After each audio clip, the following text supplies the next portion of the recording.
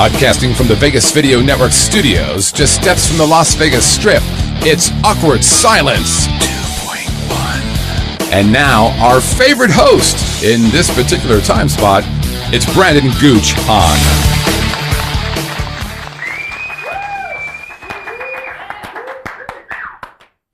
Hello, I'm Brandon Gooch Hahn, host of Awkward Silence 2.1.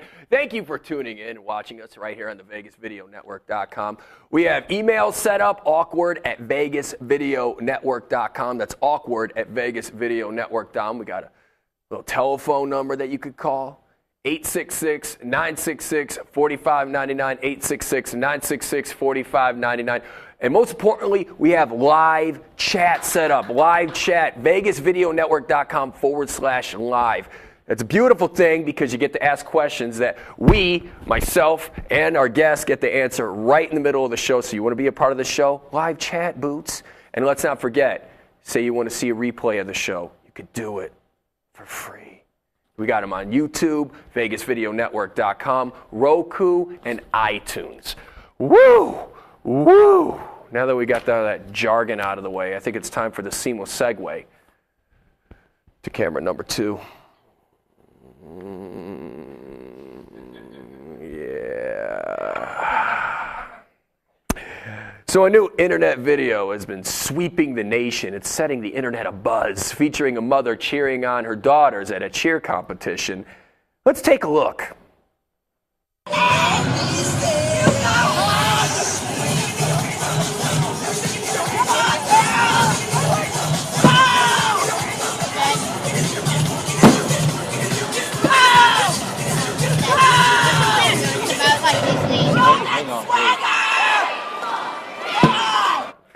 Miss a step and I will murder you in your sleep.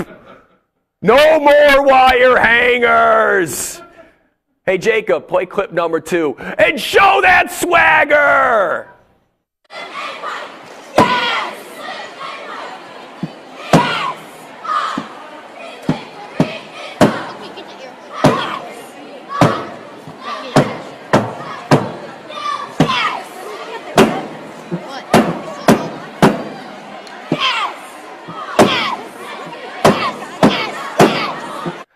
I used to think there was nothing worse than being the guy at the ball game. You guys ready?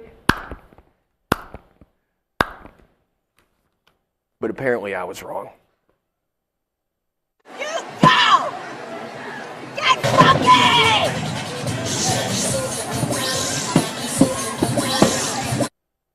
Get funky?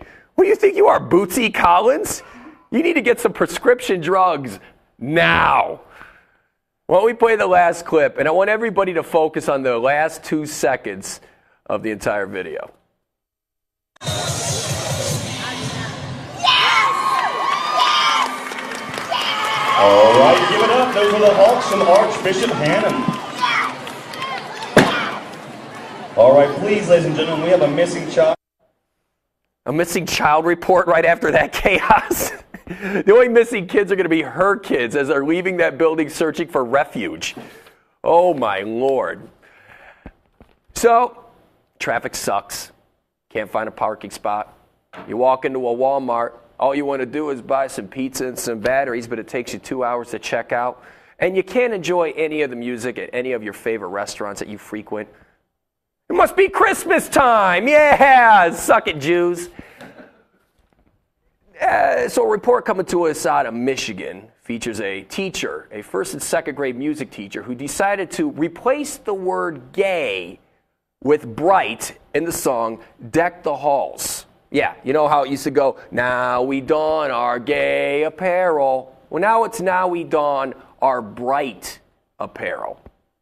Okay, replacing the word gay with bright doesn't make that song any less gay. In fact, it actually amplifies its gayness because everyone's going to go, wait a minute, it's gay apparel. What, isn't it gay apparel? I want this song more gay. And the thing is the funny thing is that song was written in 1801, which means gay means something totally different today than it did back in those days. Back in those days, gay meant fun and festive.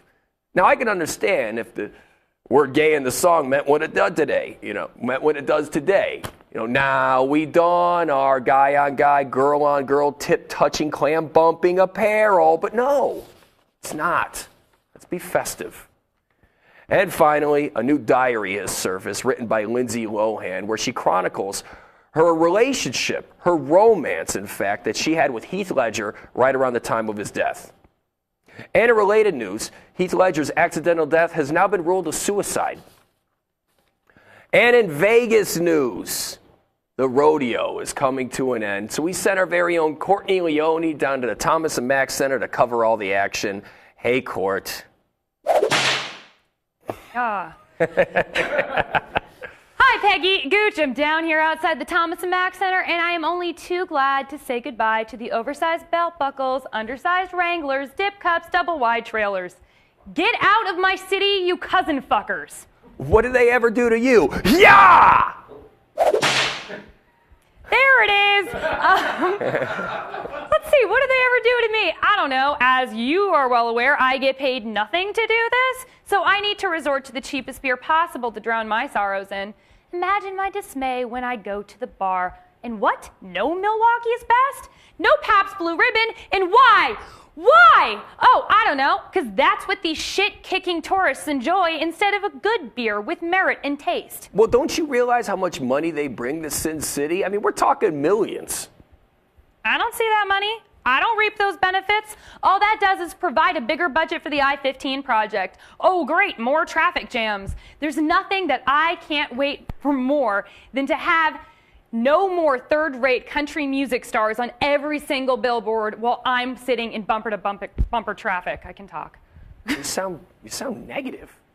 Yeah, it's getting me a little worked up. It is. But you know what? I'm really just grateful because I am so glad that I'm not part of that trailer trash abomination.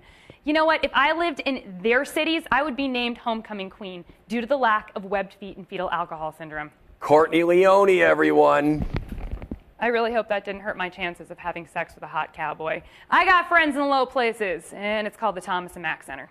It sure did. We're going to be back with just a little bit with our headliner. But for now, a station ID.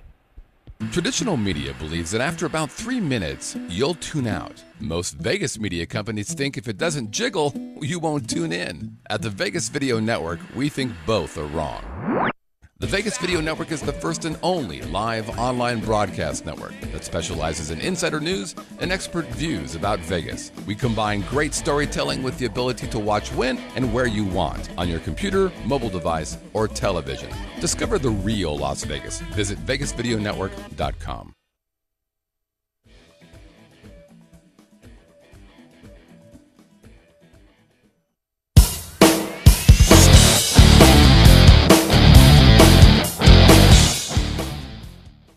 So metal.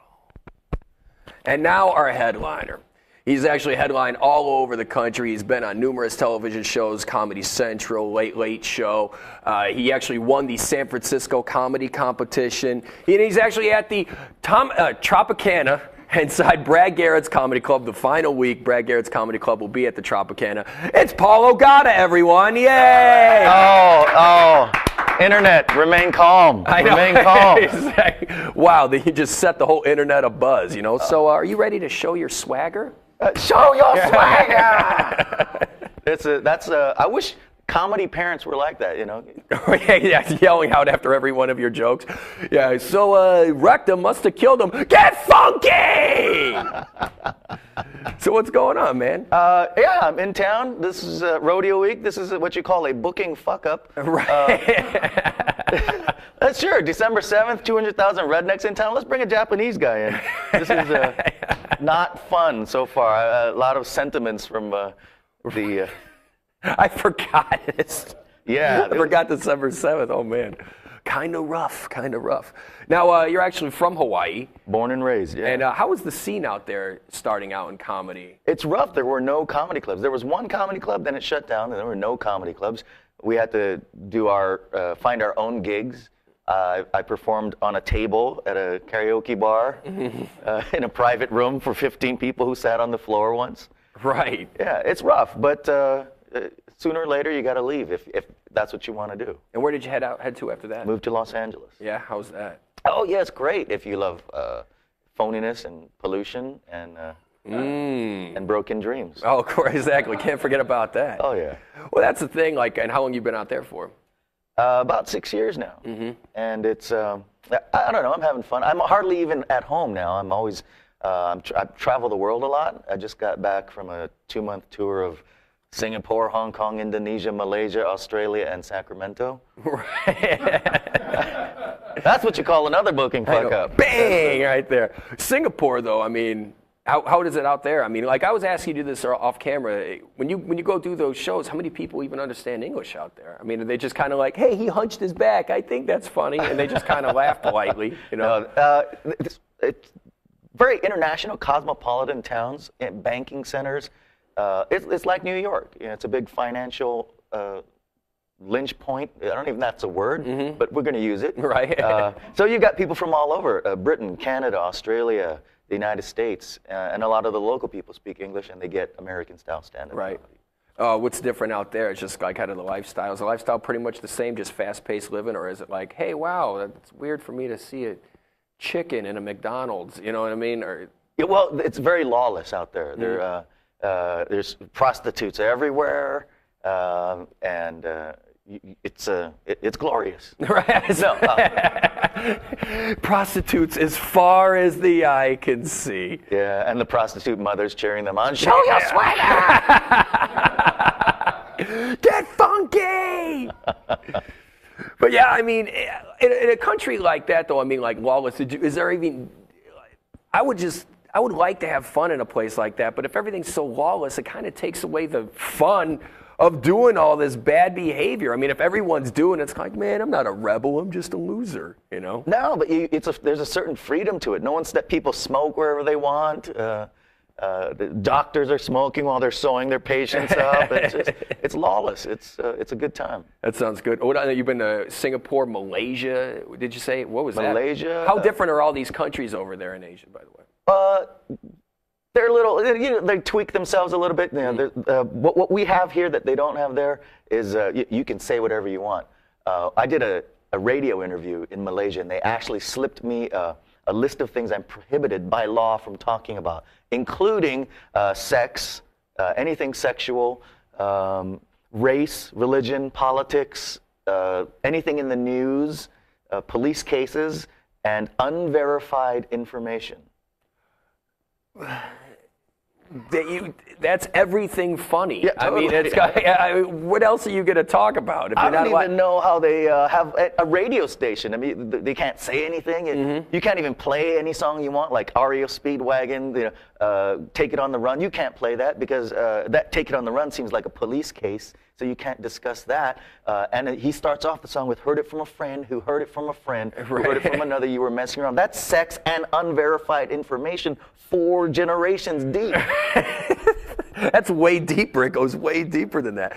Well, I just never even heard of something like that. This is the very first time I've even heard about that. So what was acceptable out there? I mean, you have a couple of jokes where you talk about yourself, but I mean, other than that, I mean, I've seen your act. It's very funny, but I mean, you do go after a lot of race. You know, you make fun of race. You make fun of sex, obviously. I mean, what comic doesn't?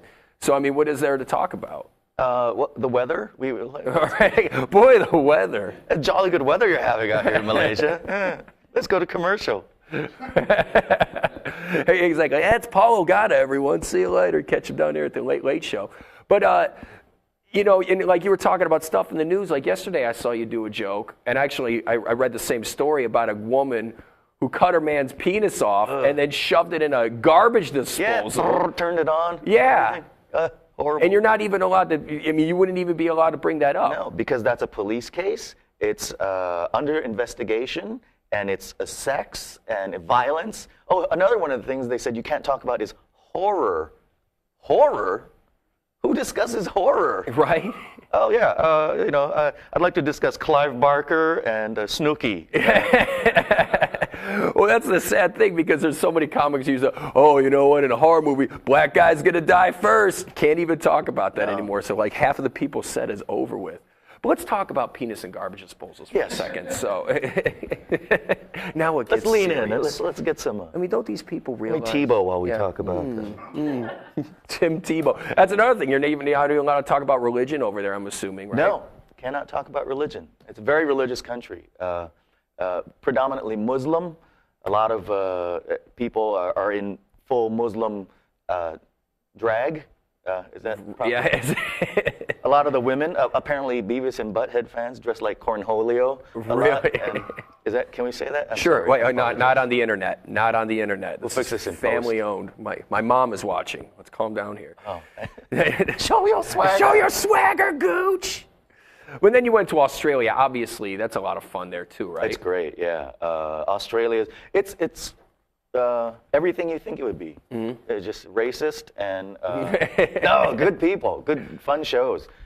Did a club there called the Comedy Store, which is weird because there's comedy stores everywhere. There's the Comedy Store in Hollywood, with no relation to the Comedy Store in Australia, which is no relation to the Comedy Store in London, which is no relation to the Comedy Store in India. It's just a great name. Yeah. We got a chat question. Yeah, Nate wants to know. He just said he just logged in. Do you spend more time outside of the U.S. than your typical comedian? Well, maybe. I don't know who your typical comedian would be, but yeah, I do. I'm in Hong Kong twice a year. This year I was in Singapore 4 times, and how long are your runs usually? about a week each. Right. Yeah.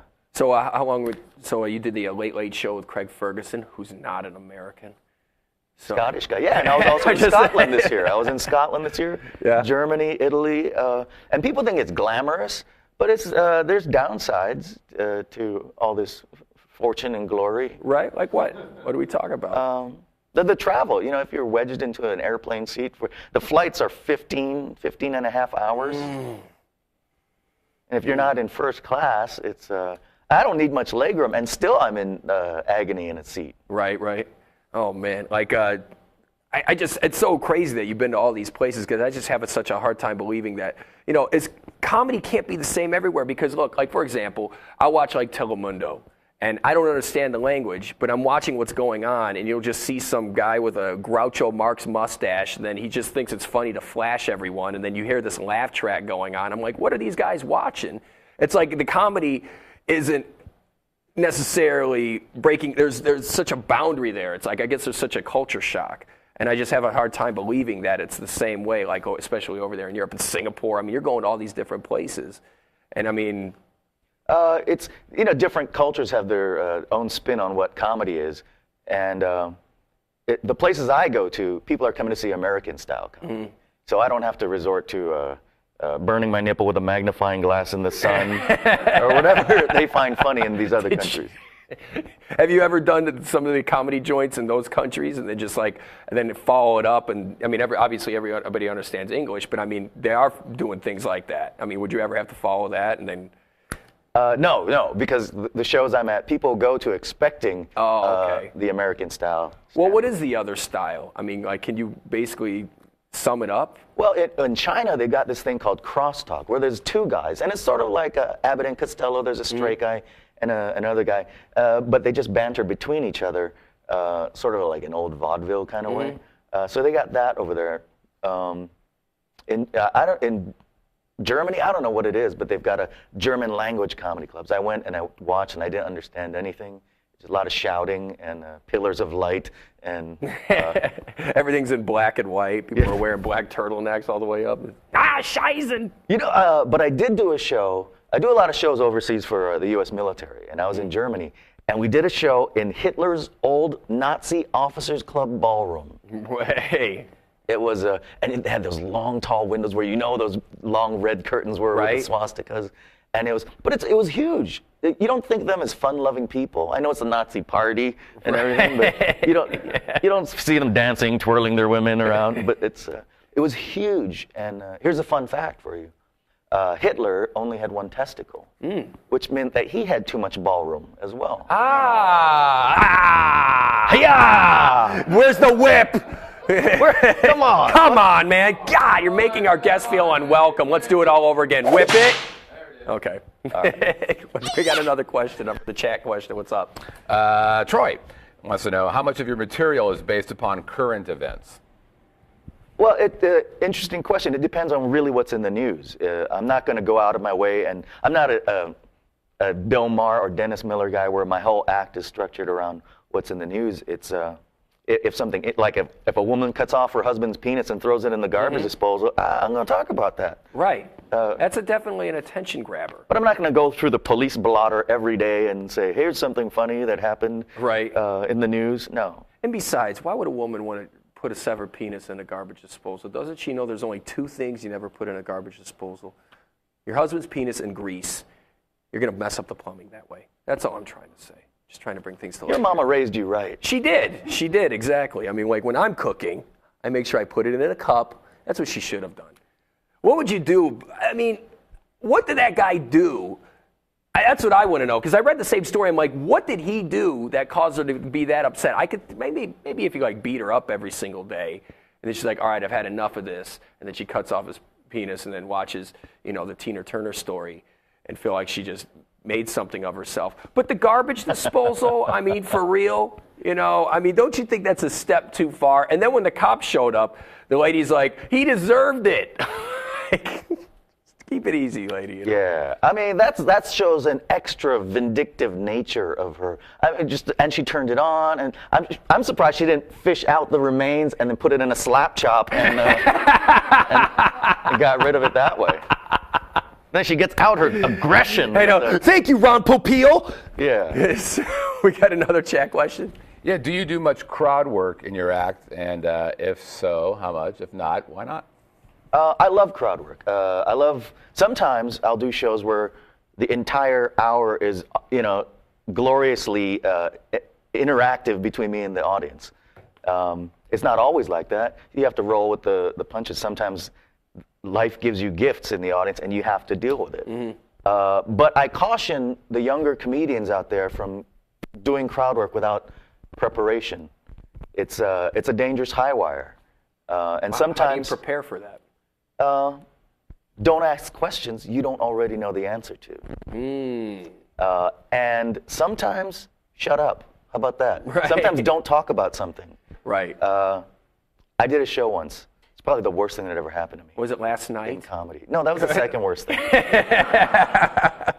We did a bar show last night after the Tropicana. Holy Lord.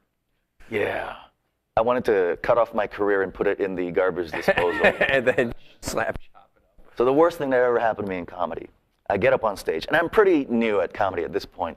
I walk up, and there's an old lady in the front row looking at me. And I thought, wow, there's a lot of hate in this lady's life. I better address this. I said, ma'am, is there so much hate you won't let me finish? You won't even let me start my act? Please, let me continue. So I do my act, and she's still looking at me like this. I'm like, oh, my God, lady, what's wrong with you? Did someone that looked like me wrong you in the past? Let it go. So I continue with my act, and she's still doing it. And I explode. I was like, what the fuck is wrong with you? Oh my God. And her husband stands up. He's like, she has Parkinson's. Oh. And, yeah. That was, so sometimes it's best to comedy just... could be a little shaky. Yeah. Oh, see what I did there? See what I did there? No, it was bad. That was bad. Actually, there's an old story where Doug Stanhope was here in Vegas, and he was doing a bar show. And there was one guy in the audience, and he was having a good time. And then he goes, Jesus, the only guy that's laughing at me is the guy with no lips. And it turns out he was a 20-year-old burn victim. And it's just like, ooh. Yeah. Ooh. So, I mean, and we've all said things like that. Like, there was one guy, my friend Peter, he was doing a show, and there was a person who had Tourette's, but it wasn't like, shit, fuck Tourette's. It was just like, twitchy. Yeah. But the thing is, though, is he kept raising his hand, and then finally, like, the thing is, though, and he kept raising his hand, and Pete made like a quick joke towards him, and then he realized, oh man, this guy's got something wrong. So he had to do his whole act with this guy in the front row, mind you, sitting here doing this, acting like he's riding a bull. So, I mean, what do you do after that, though? I mean, where do you go after you kind of make yourself go kind of insensitive?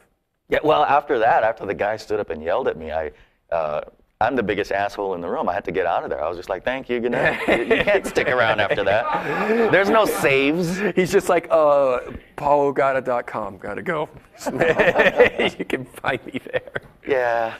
So, and you also won the San Francisco Comedy Festival, which honestly, that's a big deal. I mean, you hear that's like one of those festivals that a lot of comics like to win because some really great comics Yeah, win. Dana Carvey, Sinbad, Doug Stanhope, a lot of big names in comedy started out with the win in the San Francisco Comedy Competition, and it's I feel bad that I tarnished the prestige of this event. It's like, oh wait, who's this Ogato guy? He's yelling at Parkinson's people. We got another question. You've done TV, it says here. When you do these kinds of appearances, does it help your act? Do you get more people showing up? Do you really see a change in business after being on TV? Yes, TV is certainly helpful in reaching out to potential audience members, but also for the industry as well. After the San Francisco win, I did Live at Gotham, and after that, a movie producer approached me to do a movie, and so I co-starred in a movie with Ron Jeremy. Hey, was it a porno movie, or was it just or was it you just like, here you go, sir, and then Ron Jeremy just walks away? No, it's or was it a buddy comedy? I play Ron's penis, and no, I wasn't even tall enough. I had to wear an Abraham Lincoln hat. It's called Porndogs, and you can look it up on the internet, porndogsthemovie.com. It's basically it's a cross between Look Who's Talking Now and Marley and Me and Behind the Green Door. Talking dog. They filmed dogs as they were actually, getting it on, right. And we just did the voices. Oh, okay. See that? You know what? That's pure entertainment for me. And then I'm the Sharpay because of typecasting. I hate racism. Racism in Hollywood, it never gets old. I remember one time, this is actually kind of nasty. Maybe the crowd's going to judge me. One time I was watching a Ron Jeremy movie, and it was the weirdest thing because, and I mean one of the dirty movies, and it's one of the weirdest things. He's in the movie, and then the guy with the camera goes, "Hey, Ron, looks like that dick's ready to come." Like, what? How well do you know? So did you know Ron Jeremy as a coworker as well as that guy did? No, just a shade less than that. We just dial it down. I knew how he liked his coffee, but other than that. I was never quite sure when Ron's penis was ready to come. I didn't know what it looked like.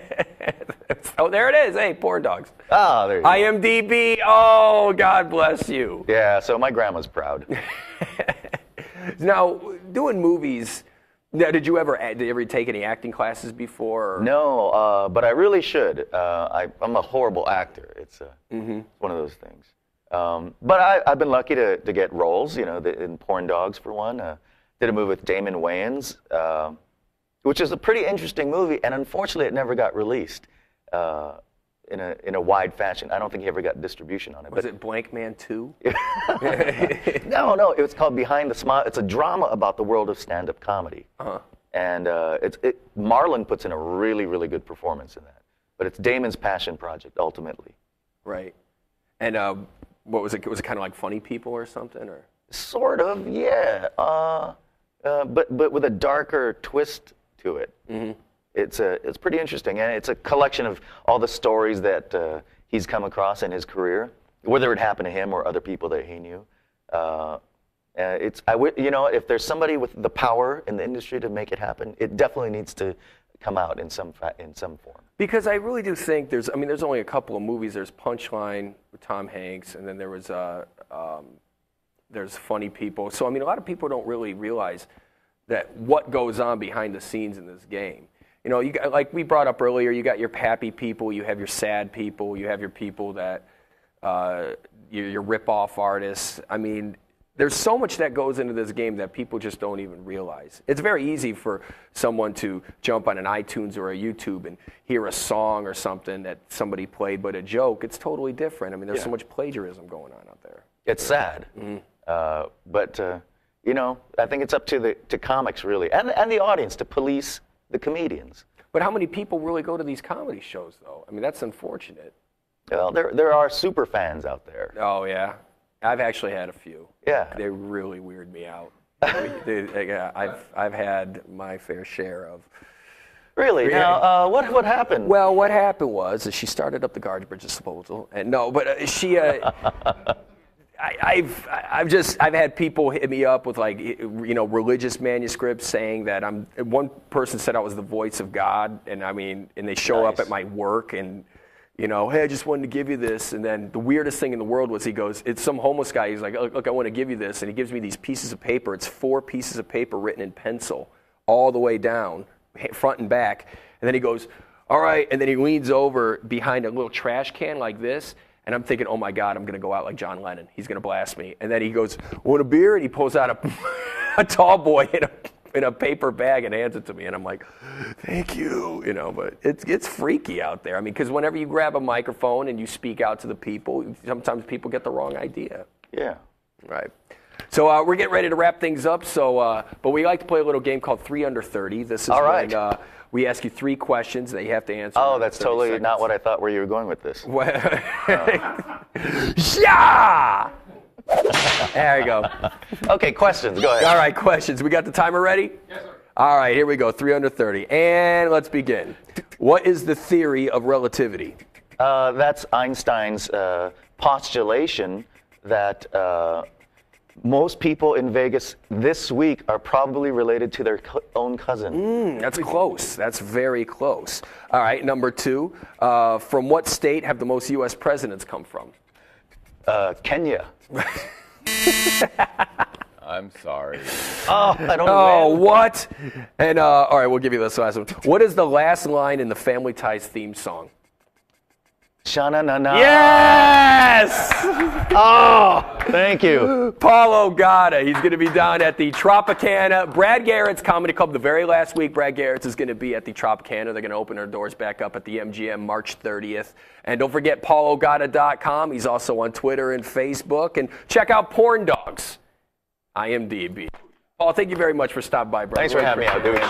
We'll see you guys in a little bit. I'm Brandon Guchan, Awkward Silence 2.1. Don't forget to catch the replays on Roku, iTunes, YouTube, and VegasVideoNetwork.com. I'm out. We'll see you guys later. Bye-bye.